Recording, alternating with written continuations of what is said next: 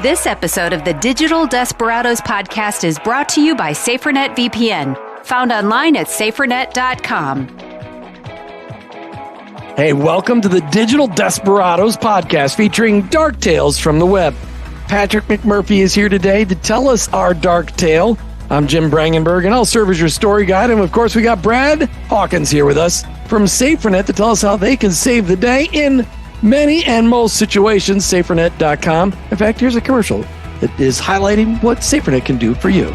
If it's easy to use, you will use it. What if you had one place to monitor all the internet activity of everyone in your family? Attention, I Work for Him listeners. Safeguard your business and family with SaferNet VPN. We deliver top-notch cybersecurity with a user-friendly approach, protect sensitive data with a virtual private network, and shield loved ones from harmful content with 84 internet filters. Choose SaferNet VPN for peace of mind. Get secured now. Sign up at safernet.com. That's safernet.com.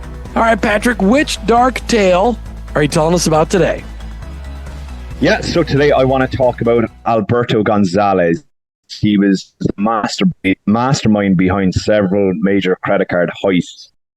And now Alberto was born in 1981. He grew up in Miami. One of the worst things about Miami is that they beat Broncos 70-20 last night, but that's the last I'll talk about that because it's an awful memory and I never want to revisit it.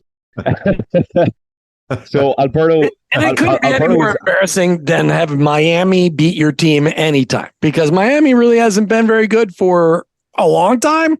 And for them to beat your team, it is humiliating. I agree. It's awful. And my friend just kept doing impressions of Ace Ventura because, you know, they had the Miami Dolphins. It was just an awe. I never want to revisit that now. So Alberto is a kind of funny parentage. So his father, Alberto Sr., he was Cuban. And he actually fled from Cuba on a raft he made himself to the United States. The raft got totaled in a storm, and the Coast Guard actually picked him up and shipped him over to Miami. So Alberto was always he was a tech kid, you know, he was always really interested in tech. So his father bought a PC when he was age 12. He nearly immediately got a virus. He immediately got a virus on the PC. So, you know, his father gets a technician over to fix the PC, and Alberto does not leave the technician alone. He's just asking him like 20 questions. He just questioned him constantly, like how he got the virus, what viruses are, you know, how could you prevent it? And it took over Alberto's mind. He was just so interested with this thing called a virus. You know, how can this happen? So, you know, he starts going to high school, and he kind of finds like-minded individuals. He tells them about the virus, about hacking, and they actually end up hacking into NASA from their high school computers, which is just insane to think about. The guys were brainiacs. The guys were absolute brainiacs. Gosh. Insane. And it actually prompted that. In high school. Yeah. And about a week after the event, the FBI show up in the high school because they're like, okay, who hacked NASA? You know? I mean, it took him a week to get there. I mean, he was pretty good. But, you know, Alberto just he brushed it off. He thought it was pretty cool that the FBI came looking for him. So he just kind of continued with more or less minor cybercrime because he didn't want to get on their radar again. So he just kind of self-educated himself in systems engineering, you know, how networks worked, all this kind of thing. He specifically became very good at SQL injections. SQL injections are a funny thing. You're really, if you take any online form kind of, most of them use SQL, which is a programming language. But if you put in certain commands, you can start manipulating that form. And so what it allows you to do, it can actually open up backdoors into core systems. And so this is what he was doing. And I think at the time, Alberto. So Patrick, how does he inject the SQL? How does he get to that point? Now, I mean, there's got to be some. I mean, we know about phishing, but how does he get that? So, I mean, he had been reading all these manuals and things. He'd been studying SQL and how you would commit an SQL attack. Now, it's not as easy anymore because, you know, system engineers have kind of caught on to how easy it was to do. But so we'll say, you know, a login form, like on a bank or something, you know, you enter your username and your password. but he would put in something like, and I'm going to start talking about programming here, so I'll try not to get too bogged down in it, but he would say like, quote, username equals true or something like that. And so the system would then accept it as being a valid username. Whereas in fact, it's not. He's just manipulating the form itself. You don't see it a lot anymore. It does still happen, by the way. SQL injections are still popular, but it just kind of used to be Wild West back then. There wasn't great security on things. Yeah, and that's what I think is amazing is you've got these young kids who, from my perspective, they start out with just trying to get a little notoriety to be able to show their friends that they did something, and then they start realizing that they can make some money, and it just kind of grows from there. But the simplicity that is out there, what's amazing is you can go onto YouTube and learn some of this stuff because it's so simple, and these guys are just sharing their knowledge, and so we wonder, we think we're really safe going online and doing our banking at Starbucks or whatever the case is, having no idea that there's somebody sitting, 5 blocks away or 5 chairs away, snagging all your banking data because you didn't run your VPN or whatever the case is. So, but anyway, I just think it's back amazing. To the SQL injections and Alberto Gonzalez. But what's he doing with this thing? What does he do? Go ahead. Yeah, he's making a ton of money. He's just a teenager making a ton of money at this point with the SQL injections. And so he finishes up high school. How's he making money? How's he making money? Well, one of the things he's doing with the SQL injections is specifically getting into people's bank accounts. So he's getting a lot of their credit card information. Again, banking back then, online banking was in its infancy and the security was shockingly poor. So he's just getting people's online bank information effectively. But when he finishes up high school, a lot of people, they might go to university, they might take up a trade. What Alberto does is that he moves to New Jersey and he founds a hacking group and a website called Shadow Crew. And, time and time again, we come across these edgy names in the hacking world. They all love shadow and darkness and all this. They're teenagers, but they're very dangerous teenagers. And so Shadow Crew actually ends up having 4,000 registered members on the website. And what's happening on Shadow Crew is that Gonzalez and his inner circle, they would hack websites, get credit card information, and then he would sell that information on the Shadow Crew website. And Alberto is actually a really fair businessman. He has very strict policies on the website. For example, if you bought a credit card information on the website and it proved to be invalid, he would give you a full refund. You don't see that a lot in the hacking world. People kind of take your money and run, but Alberto has he's a reputation to keep. So he's quite fair with it. I mean, it probably sounds like I'm extolling the great virtues of hackers here, but genuinely, what he was doing was good stuff. If you're comparatively, he's amazing. So yeah, and so kind of fast forward to 2003. So what Gonzalez is doing at this point is that he would have blank debit cards, and he would load up these debit cards with information he's stolen online. And so Alberto would go up to an ATM near midnight, okay? Because after midnight, the daily limit on debit cards resets. Maybe you can withdraw, I don't know, we'll say $1,000 a day, but after midnight, it resets. And so he's going up to all these ATMs at about, 5 minutes to midnight, take out the withdrawal amount, and then do it again 5 minutes after. And so he's doing this in Manhattan, and a detective is investigating car thefts, and he sees this suspicious individual wearing a wig and a kind of long jacket, and he was like, okay, that's very clearly a man in a woman's wig, at an ATM at an ATM machine looking very shifty. And so he goes up, he arrests him, and they take him in for questioning.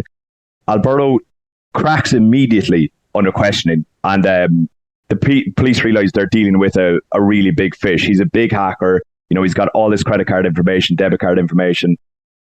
And so what the authorities do is that they call in, I believe it's actually the Secret Service. They call in the Secret Service and they enlist Alberto in this thing called Operation Firewall. And Operation Firewall is effectively about exposing other hackers, specifically those from Shadow Crew. And they've got the biggest fish from Shadow Crew in their custody. So, yeah, they start working together. The Secret Service in the reports, a lot of it's declassified now. They say that he's a very nice guy, really easy to get on with, very smart. Just a great intellect for like fraud and network systems. So he kind of reveals how he contacts Shadow Crew. They use a very specific VPN. It's not SafeNet, thankfully, but they use a very specific VPN when contacting each other. So, use SafeNet if you want to be a hacker. Maybe SafeNet's a good VPN for you. But so he basically rats out his friends is what he does. There's 19 Shadow Crew members were arrested. They had found out that there was $4.3 million had been stolen by Shadow Crew over the few years. And so at the end, Alberto, he avoids jail and he goes back to Miami. And the story doesn't end there. Before we get to the rest of the story, I need to see, Brad Hawkins, where SaferNet could have helped save the day in here, because to me, if somebody is getting hold of my credit card information, if somebody's trying to get into my computer, is SaferNet going to keep those people from getting onto my computer to watch what I'm doing? Oh, we're absolutely stopping them from getting onto your computer. If you're running SaferNet 24/7 like it's designed to run,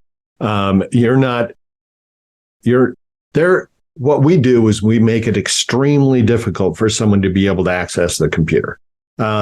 If you make an error and you click on a phishing email or something like that, where you're opening the door to your own demise. But actually, if you turn it off, you're opening your door. But if you click on it, we're going to stop you. We got this pretty little door that pops up on your computer screen with a desert scene saying, "You're not going here." It stops you right there. You're not allowed to go any further. But the key is that you are running, when you're operating within SaferNet, you're running into a VPN tunnel 24/7, and you can navigate the web wherever you want to go and not get access. If you might drop onto a website with a virus, just like the beginning of this story, he got a virus. If you stop into a website, we got virus protection inside our VPN, so it stops you from being able to bring a virus onto your computer.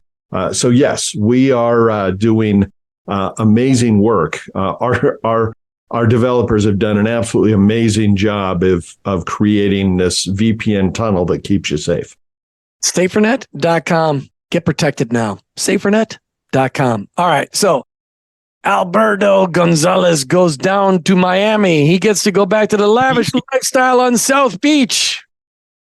Yeah, I've been a Dolphins fan, sadly. But so, as I said, the story could have ended there, but it didn't. So what the Secret Service later learned was that Alberto Gonzalez is the master of deception. So the whole time he worked as a government informant, he was actually moonlighting as just an insanely successful hacker. He was playing the Secret Service the whole time. He was living this lavish lifestyle. So he actually had this very tough drug habit. He was taking ecstasy, ketamine, a lot of cocaine. He was so maybe not that he was so talented, but his work ethic was so intense that he took anti-narcoleptics to stay awake while he was hacking. So the guy just didn't sleep. He just hacked people all day and night. He's driving luxury cars. He's staying in high-end hotels. He actually threw a birthday party for himself that cost $75,000. He was making so much money. And if you ever watch that show, Narcos, this will sound familiar, but he was making so much money that he had to bury the dollars in his back garden to avoid suspicion because he didn't want it going through the banks. So he was just digging holes and putting dollars down there. We have an address to where he lives. Jim, I scoped it out earlier. It's all gone, by the way. I'll have a new laptop next week. Now, one of the biggest attacks Gonzalez did during this time, what Alberto Gonzalez did during this time, was the TJX companies, which is TJ Maxx in the US, called TK Maxx in Europe, if we've any European listeners. So that attack was actually over the course of 2 years. And during that time, he stole 45 million credit card and debit card numbers, which is insane. It is insane. He sold all that information on the dark web. He made millions. He made absolute millions out of this. And I don't want to get too much into all his attacks here because the list is as long as my arm. But he was attacking Office Max, Barnes and Nobles, Dave and Buster's. Most notably, the Heartland payment systems he attacked. He used the old SQL injections on this, and he compromised 130 million credit and debit card numbers out of that. But that one specifically put him back on the radar, and he kind of made some mistakes that the authorities were onto him again. And so in March 2010, Alberto was arrested. He's sentenced to 20 years in prison, and actually gets another 20-year sentence later on when they can pin another crime on him. They're basically running concurrently. He's likely never to get prison. So right now he's in the Federal Medical Center. He's there because it's actually prison for, I suppose, how do I say this? High-risk prisoners who have some mental illness. So he's believed to have Asperger's syndrome. I don't think he's been officially diagnosed, but that's kind of the common thought on it. He's super brilliant. Yeah, exactly. I mean, look. Yeah, sorry, go ahead, Brad. So how old is this guy now? I mean, has he been doing this for a long time, or? You said he was born in 81, so that 81. Yeah, okay. So I think I'm 42 years old. So he's 42 now. One of the interesting things about him, though, his time in prison, he's very, very open to journalists. So he's actually talked a lot about hacking, about the lifestyle, and so I have some great quotes from him. So he had a great interview a couple of years ago, and he said that whatever morality I should have been feeling was trumped by the thrill. So he didn't really seem to care about the money. It's just having the knowledge that he was smarter than whoever he was hacking. That was his thing. That was his drug. And so he said that the exact quote is, I should have just done my time in 2003. That's after the TJ Maxx attack. I should have manned up and did it. I would be getting out by now. So he feels he should have quit when he was ahead. But he's in prison for the rest of his life, most likely. But he's a very interesting character to, if you listen to his phone calls from prison or anything, he was just all about the thrill. Or Alberto Gonzalez. That's what's amazing is just trying to understand the logic behind what it is that's happening. Because I mean, the internet's not going away. And hackers are just getting more and more sophisticated and knowledgeable about what it is that they're doing. And so to understand why it is, what is the motivation? You think that, it's all about just stealing. Well, it might be in the very beginning until they have enough money. But, there's a lot of people that are all about, I've got to show my friends I have the access. I got to outdo the people around me. And when you start realizing that it's not just about money, it actually increases the risk because there's so much more to it. So it's really kind of an amazing process to really understand the logic and the thinking behind these guys. Yeah, because I mean, can you imagine being 14 years old and you hack NASA? Imagine that rush. I mean. NASA employs, but they employ some of the smartest people. Or was the rush when the principal came with the guys with the blue FBI jackets on, coming to get you out of study hall that day? Yeah, sitting around the lunchroom saying, "I did that. That was me." That's right. You heard it here. The internet and everything digital can and does have a digital dark side with super many dark players. It's why you need SaferNet by your side. Thanks to SaferNet for supporting our efforts to bring these stories to your ears and giving them the exposure that they need for your own security and the safety of those you love and those you work with. Check out SaferNet.com. Don't get messed up by one of these hackers. Get secure today. Till next time, click only on the attachments you trust from those you trust and delete the rest. And if you get those attachments and those links from your mother who's in her 90s, don't click on them anyway, or you may become the next victim of a digital desperado. This episode of the Digital Desperados podcast is brought to you by SaferNet VPN, found online at safernet.com. World War III started on your computer when Al Gore unleashed the internet in 1994. Want to fortify your business against cyber attacks? SaferNet VPN is the answer. Our easy-to-use cybersecurity app protects your enterprise on all fronts. Plus, secure your family's online journey with powerful internet filters. Embrace simple yet robust cybersecurity with SaferNet VPN now. Get secured now. Sign up at safernet.com. That's safernet.com.